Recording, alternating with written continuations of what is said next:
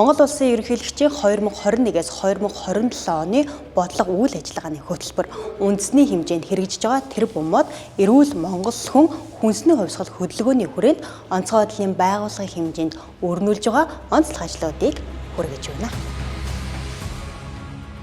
Монгол улсын ерөнхийлөгчийн бодлого үйл ажиллагааны хөтөлбөрийн хэрэгжилтийн хүрээнд Монгол улсын ерөнхийлөгч зөвшөөрлийн ерхий командлагчийн 2021-ээс 2027 оны бодлого үйл ажиллагааны хөтөлбөрийн хоёрт үндэсний язгуур эрх шиг аюулгүй байдал зорилгын 2.2-6-ад онцгой байдлын албаны үүрэг гүйцэтгэх чадварыг эрс сайжруулж гамшигаас урьдчилан сэргийлэх, хамгаалах, тэмцэх үндэсний чадамжийг дээшлүүлнэ гэж заасан.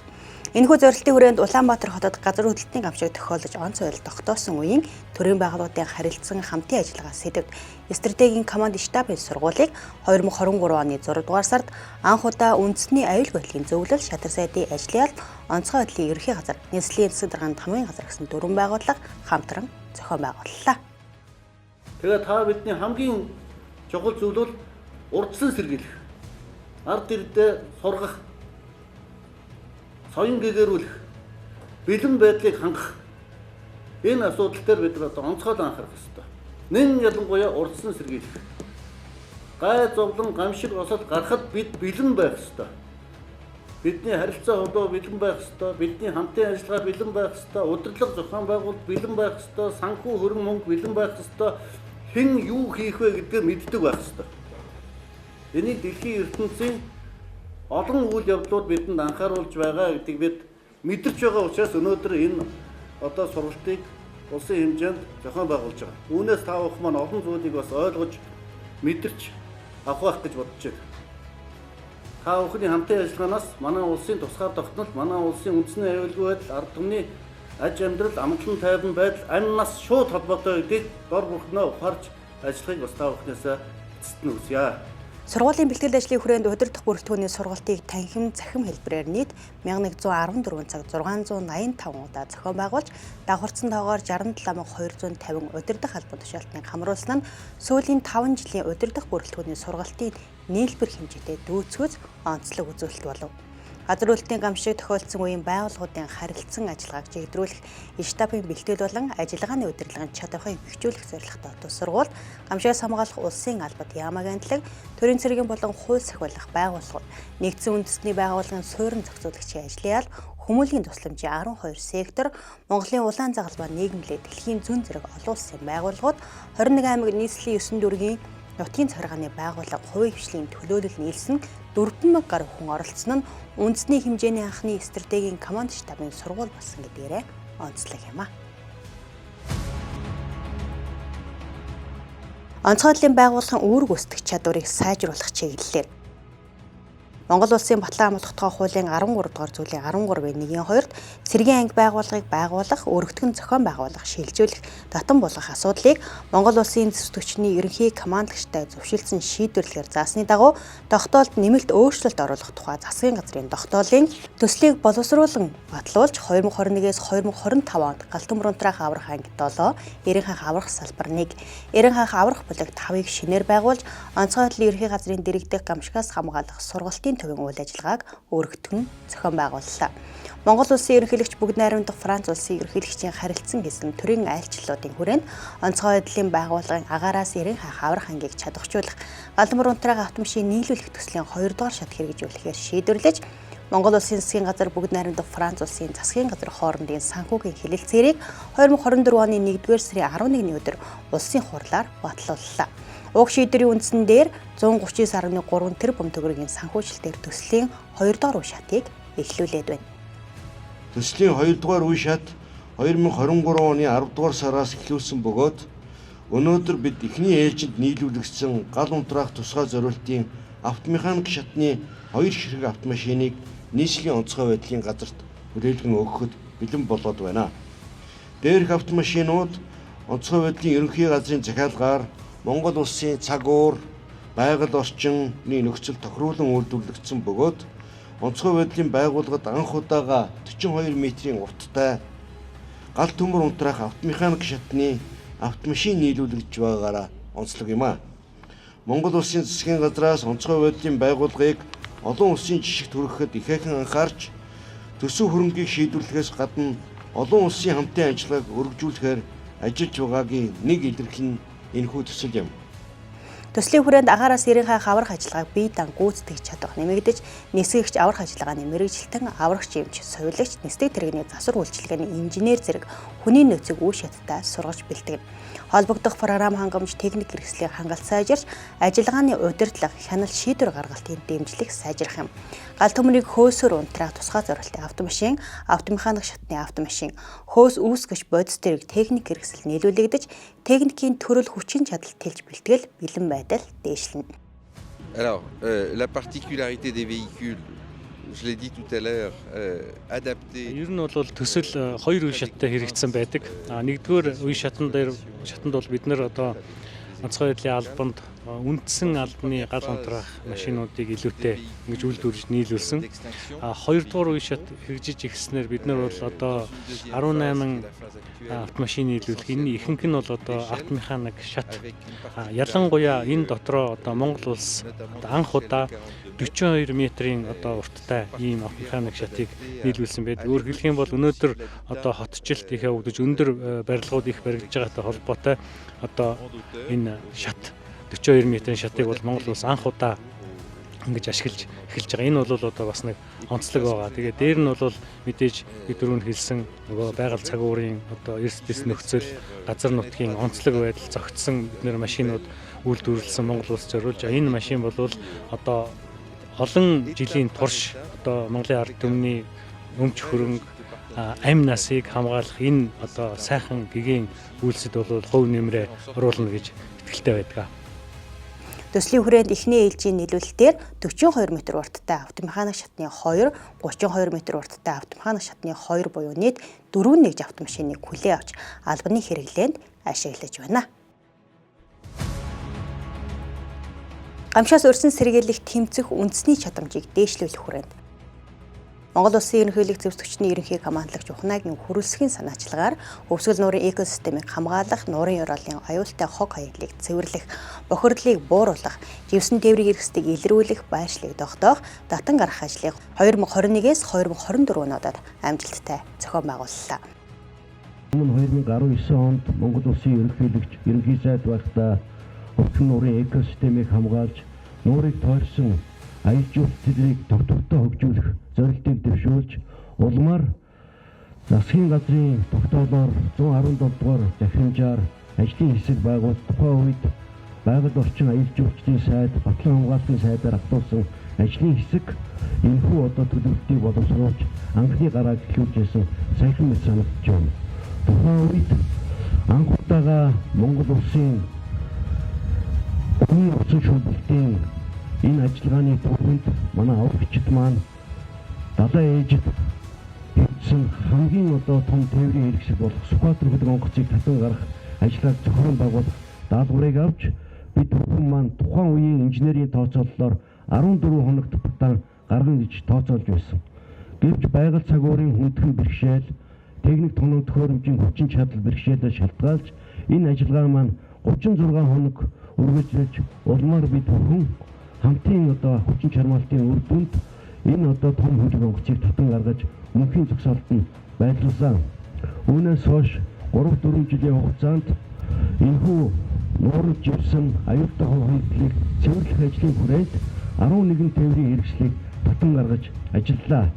Энэ ажиллагааны явцад бид бүхэн харилцан туршлага солилцож, гадаад улс орнуудын хийж хэрэгжүүлээгүй зарим нэг зохион бүтээх загварыг бас туршиж үзэж олд амжилтаа улам батцааж ирсэн билээ.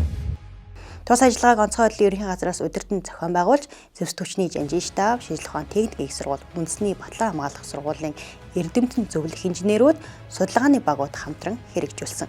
Үүний үр дүнд хөвсгөл нурч ивсэн Сүхбаатар хөлөг онгоц болон бусад 11 автомашин техник хэрэгслийг 33.4-өөс 171 метрийн гүнээс татан гаргаж эдгээрд агуулгадж байсан ойролцоогоор 50 орчим тонн шатхуун тос тасалгааны материал бусад аюултай хог хаягдлыг аюулгүй болголоо.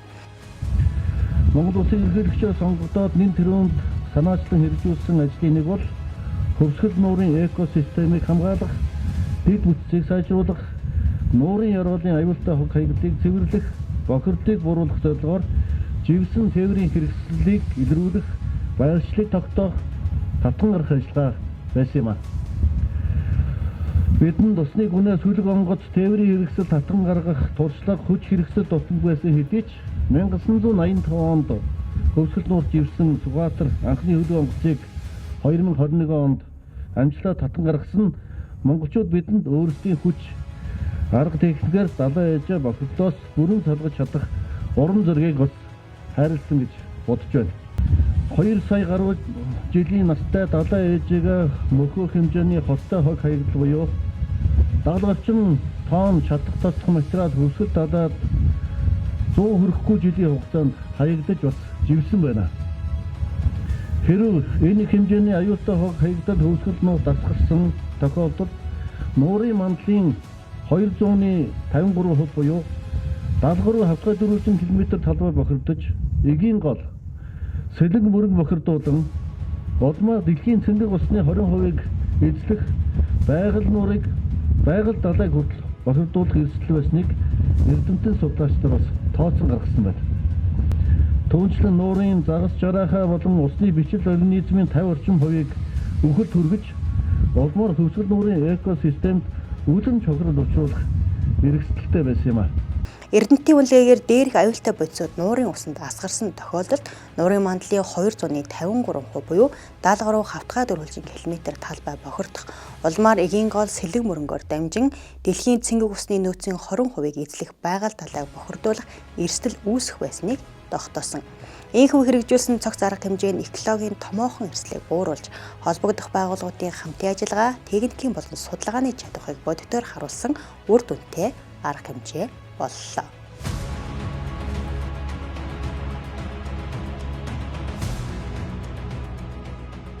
Монгол улсын ерөнхийлөгч Ухнагийн хөрөлсгийн санаачлагаар хэрэгжиж байгаа хүнсний хувьсгал үндэсний хөдөлгөөний хүрээнд онцгой байдлын байгууллагын албаагчдын хөдөлмөрийн ачаалал энерги зарцуултыг тогтоох судалгааг 2021-с 2024 онуудад амжилттай хэрэгжүүллээ.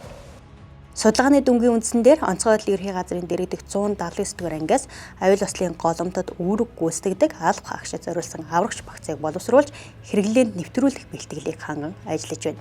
Аврагч багц нь ой хоёрын гал төмөрийн үед уснаас эрен хаах аврах ажиллагааны үед объектын гал төмөрийн голомтод үүрэг гүйцэж алба хаагчийн гэсэн 3 төрөлтэй. Тодорхойлбол тухайн үүрэг гүйцэтгэж байгаа алба хаагчийн хоол хүнснээс авбал цохих энерги илчлэг, шимт хижээл, амин дэм, эрс бэтсийн хэмжээг тооцсон багцуудыг бэлтгэсэн.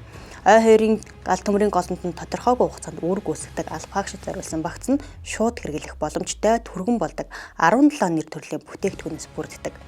Уснаас эрен хаах ажиллагаанд үүрэг гүйцэтгэх алба хаагчид зориулсан багц нь энерги шимт хижээл, амин дэм, эрс бэтсийг нөхөх, бодисын солилцоог эрчимжүүлэх зорилготой бол объектын гал төмөрийн голомтод үүрэг гүйцэтгэж байгаа алба хаагчид зориулсан багц нь амьсгалын эргэтэн тогтолцооны системийн үйл ажиллагааг дэмжих, хор дутааны хорыг саармжуулах бүтээгдэхүүнээс бүрддэг. Багц бүрийг тухайн үүргийн онцлогт нийцүүлэн алба хаагчийн хоногийн шаардлагатай энерги илчлэг, үндсэн шимт хижээл, амин дэм, эрс бэтсийн нормативд суйрлан тооцож бүрдүүлсэн. Эдгээр хүнсний багцыг аюул ослын голомтод үүрэг гүйцэтгэж байгаа алба хаагчдад туршилтаар хэрэглүүлж, хэрэглэгчийн сэтгэл ханамжийн судалгаанд тулгуурлан бүтээгдэхүүний сонголтыг баяжуулан ажиллаж байна. Эрүүл Монгол хүн үндэсний хөтөлбөр. Онцгой байдлын байгууллага Эрүүл Монгол хүн үндэсний хөтөлбөрийн хүрээнд алба хаагчдын эрүүл мэнд мэргэжлийн шалтгаалга өвчлөлийн эрт илрүүлэлт, онцлогоо сайжирч, эмчилгээний үр дүнг нэмэгдүүлэх зорилгоор онцгой байдлын ерхий газрын даргын тушаалаар томилогдсон нарийн мэргэжлийн эмчнэрийн баг урьдчилан сэргийлэх үйлчилгээг 2021-с 2024 онуудад 21 аймгийн 80 суманд ажиллаж 2600 алба хаагчийг иж бүрэн үзлэгт хамрууллаа. Үйлчилгээний баг нийт 18700 км зам туулж 82 хоногийн хугацаанд ажиллахдаа онцгой байдлын байгууллагад ажиллаж байгаа цэргийн байнгын тэтгэврт гарсан 115 ахмадыг мөн хамруулсан байна. Алба хаагчдын эрүүл мэндийн хугацаат үзлэг эрт илрүүлэг 2023 оноос эхлээд зохион байгуулж байна. За 23 он зүүн бүс, 24 онд өмнөд бүс, хойд бүсгээд за 25 онд одоо баруун бүсийн онцгой байдлын байгууллагын ажилтан алба хаагчдад үзлэгийг зохион байгуулад нийтдээ 2600 орчим алба хаагчдыг хамруулад байна. За ажлын хэсэгт бид нар анагаахын шинжилгээ ухааны үндэсний их сургуультай хамтран ажиллах гэрээнийхээ хүрээнд дотор за чихмэр хоолой, мэдрэл, арьс харшил, за шүд, мэргэжлийн шалтгааллах өвчин судлаач эмч, ийм одоо нарийн мэргэжлийн эмчнэрийг нэмж байгаа. За тэгээд мэдээж онцгой байдлын байгууллагт одоо ажиллаж байгаа нарийн мэргэжлийн эмчнэрийн бүрэлдэхүүнд ингээ хамтарсан үзлэгийн бүрэлдэхүүн нийтдээ бол нэг 4 төрлийн шинжилгээ. За 12 төрлийн нарийн мэргэжлийн эмчийн үзлэгийг дээрээс үндэслээд тэр оншоо тавьж одоо цаашаа одоо авах хэмжээний зөвлөмжүүдийг гаргаж явсан. Онцгой байдлын ерөнхий газар болон харийн анги байгууллагууд нийт 557 алба хаагчийг төрийн тусгай алба хаагчдын нэгдсэн эмнэлэг, асралт мэд эмнэлэг, 4-р эмнэлэг, анагаахын шинжилгээ ухааны үндэсний их сургуулийн төв эмнэлэгт хугацаад урьдчилан сэргийлэх үзлэгт хамруулж давхарцсан тоогоор 3140 алба хаагчид сэргээн засаг болон өдрийн эмчилгээг зохион байгууллаа. Мөн эрүүл Монгол хүн үндэсний хөтөлбөрийн хүрээнд онцгой байдлын байгууллага алба хаагчдын ажлын нөхцөл нийгмийн баталгааг сайжруулах хөтөлбөрийг шинжилэн батлуулж 2025-аас 2028 онд хэрэгжүүлэхээр шийдвэрлэлээ. За ер нь бол үзлэгийн төрөл нарийн мэргэжлийн эмчийг бол тоог бол бид нар үзлэгээс үзлэгийн явцад бол сайжруулж байгаа гэсэн.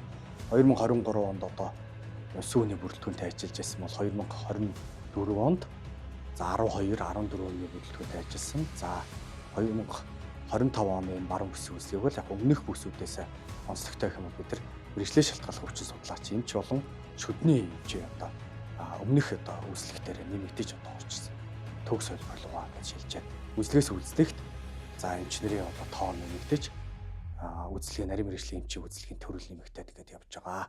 За 2025 онд бол бид нар бас соёлын байгууллагын алба хаагчдын эрүүл мэндийг хамгаалах, дэмжих, за сэтгэл зүйн бэлтгэлжилтийг хангахын дэд төлбөр хэрэгжүүлэхэд сая батлуулсан байгаа. За энэ маань өөрөө 2025-аас 28 онд хэрэгжинэ. За энэ хүрээнд бол одоо эрүүл мэндийн боловсрол олгох, за энэ эрт илрүүлэгийг зохион байгуулах, за гарсан өвчлөлийг бууруулах чиглэлээр тодорхой ажлуудыг зохион байгуулж үндсэндээ бол нэг 4 жилийн хугацаанд одоо нийт илэрж байгаа өвчлөлийг 30 хүртэлх хувиар бууруулах зорилт төвшүүлээд хөтөлбөр төлөвлөгөө гаргаад батлуулаад энийг хэрэгжүүлээд ажиллаж байна. Хөтөлбөрийн хүрээнд алба хаагчдын эрүүл мэндийг хамгаалах, өвчлөлөөс өрсөн сэргийлэх, эрүүл мэндийн байдлыг үнэлэх, мэргэжлийн шалтгааллах өвчний судалгаа хийх, эрсдлийн хүчин зүйлийг бууруулах арга хэмжээг төлөвлөж хэрэгжүүлэх, сэтгэл зүйн дэмжлэг, сэргээн засах үйлчилгээний хүртээмж чанарыг нэмэгдүүлэхээр тусгасан.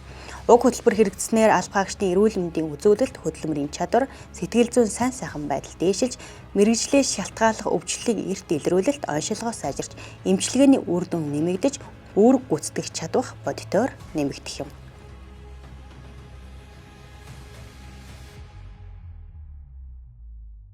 Тэр бумод үндэсний хөдөлгөөний хүрээнд онцгой байдлын байгууллагаас 2030 он хүртэл 10 сая мод тарих зорилтыг дэвшүүлэн ажиллаж байна. Энэ хүрээнд 2022-оос 2026 онууд нийт 811.6 сая модыг тарьж ургуулад байна. Тэр бумод үндэсний хөдөлгөөний хүрээнд онцгой байдлын байгууллага 2030 он хүртэл нийт 10 сая мод тарих зорилтыг дэвшүүлэн ажиллаж байна. Энэ хүрээнд 2022 онд 15 нэр төрлийн 135.2 мянга, 2023 онд 144.4 мянга, 2024 онд 196.1 мянга, 2025 онд 335.7 мянга буюу нийтдээ 811.6 мянган мод жимсэгний мод бутыг тарьж ургуулад байна.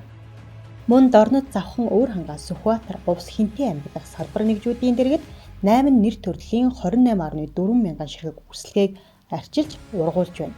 Булган аймгийн Сэлэнг сумын Сэлэнг бүрэн багийн нутагт үсгэрт байрлах Дүгрээ Нарс гэх мод үржүүлэхийн талбайд 10 нэр төрлийн модны үрээр нийт 126 мянган үрсэлгээ хийсэн байна. Түүнчлэн Монгол Улсын засгийн газрын 2023 оны тогтоолоор Булган аймгийн Хангал сумын Хялган тосгонд онцгой байдлын ерөнхий газрын дэргэдэг ой хэрийн төмөөс өрсөн сэргийлэх, сургалт судалгаа, туршилт үйлдвэрлэлийн төв 123 дугаар ангийг байгууллаа. Тус ангиас тэр бумод үндэсний хөдөлгөөний зорилтыг хангах, бодлого төлөвлөлтийг оновчтой болгох зорилгоор орон нутгийн хүрээнд онцгой байдлын газар хэлтсүүдийн үйл ажиллагаанд үнэлгээ шинжилгээ хийж, бүс орон нутгийн цаг агаар, байгалийн тогтоц, уур амьсгалын онцлогт нийцсэн төргөн ургалттай тарьц суулгацын өрсөлтийг судалж хэрэгжүүлж байна. Үүнтэй уялдуулан үр бэлтэх, нөөцлөх ажлыг шат дараатайгаар гүйцэтгэж байгаа юм. Цаашид тус төвөөс галт нүмерт өртсөн ой мод ногоон байгууламжийн бодит хохирол, дороотлын шалтгаан нөхцөл судалгаа, шинжилгээ, үнэлгээ хийж ой хамгаалалт нөхөн сэргээн тарьж ургуулах хөтөлбөрийг хэрэгжүүлэхээр төлөвлөж байна. Монгол Улсын ерөнхийлөгчийн 2021-ээс 2027 онуудад хэрэгжүүлж байгаа бодлого үйл ажиллагааны хөтөлбөр үндэсний хэмжээнд хэрэгжиж байгаа томоохон хөтөлбөрүүдийн хүрээнд онцгой байдлын байгууллагын хэмжээнд өрнүүлж байгаа онцлог ажлуудыг та бүхэндээ танилцууллаа. Онцгой байдлын байгууллагын үйл ажиллагаа болоод онцлог эдгээр ажлууд нь онцгой байдлын байгууллагын бэлтгэл бэлэн байдал албаагчдын үүрэг гүйцэтгэх чадварыг дээшлүүлж байгаа гэдгээрээ онцлогтой юм а.